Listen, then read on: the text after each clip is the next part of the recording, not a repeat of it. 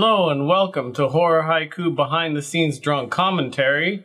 We are going to watch some episodes and they are going to be very enjoyable. If you don't know what's going on, go back and rewatch, because what James and I are doing, we're the creators of Horror Haiku, and what we're doing is going back to season 1 and watching... A monster! We've created a monster! Rewatching all the episodes, season 1 through 3, which I directed. But the caveat is we are drinking alcohol. So we never do that, so never. That's a problem. Never. They should get progressively more interesting, so to speak. So here we are on episode 6 of season 1. Right. I think that number is right. 6-1. Yes. Yeah, I can kind of see that. Yes, episode 6, season 1. So let's watch episode 6, season 1. I don't even remember which one this is because we haven't watched it since we posted it on YouTube. It says "Till Death Do Us Part." Oh, "Till Death Do Us Part." Okay. Again, Ann and John, great hosts. We've talked a lot about them. Go back and watch the previous episode. This was shot in Jean's living room. The green screen at this point is in my living room. Yeah. Bumper 575. Go back and rewatch previous episodes to see what that significance is. I'll make a full version of this song one of these days. And James wrote it. Oh yes, Nick, who is one of our producers here and sound guy, and just.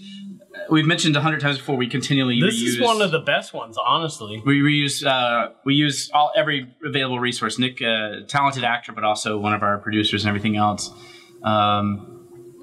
Angela, my friend Sean's girlfriend, I asked to kind of come and do this episode.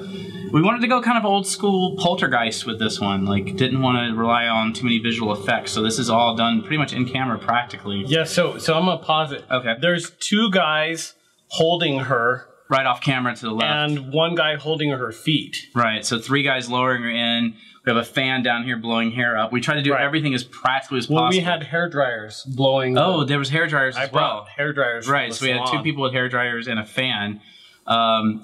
Really trying to do everything in camera without doing any visual effects, because I really like the old school poltergeist school of like kind of thought of filmmaking. Yeah, they made a really good film without a lot of that stuff. Right, so without all the digital technology we have today, so I really thought let's try and do that with this episode. The other cool thing about season 1, I think season 2, is we try to do everything in single shots. So there was no cuts anywhere in these. Season 3 we moved away from that. But except the first Jackface had some cuts. They're hidden cuts. So if we could disguise a cut where people wouldn't really see it, but they were all supposed to feel like single cuts. Season 1 and season 2 were all supposed to feel like single cuts. Or single shots. So wow. I know it's been a while. The other thing I should mention is that this was the second time that we had problems with the fog machines setting off smoke alarms. And that's all every Seraph shoot ever. This has kind of been my rule, is that fool me once, you know, but we went through that a second time. So when we're ever in a location and we're using a fog machine, that's always been my thing, is that I go around and talk to everyone about, you know, do we know where the smoke detectors are? Do we know that they're disabled? And that sort of thing. So, you know, and this one was especially bad because there was like one that we couldn't find, and it was losing battery juice. So it was like beep, beep, beep, beep, beep. And everyone's sitting there, these guys are holding this woman and everything. We're like just waiting for like beep, beep. Anyway, so yeah, so pretty bad. Yeah.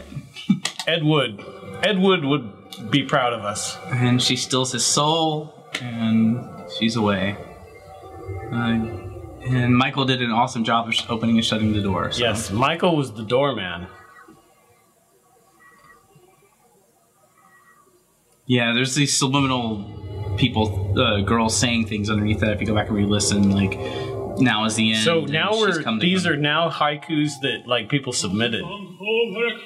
John's just actually go back and rewatch this. He's only naming Cirque du Soleil shows. Yeah, he's not. Yeah, they're all Cirque du Soleil shows, and his speaking in tongues. Well, apparently she gave him a little tongue too.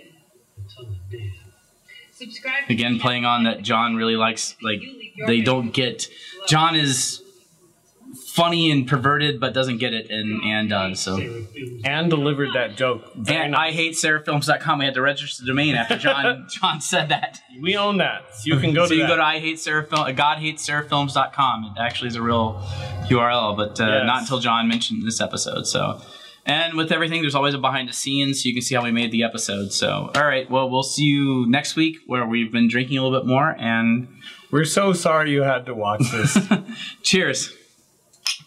You need more gin.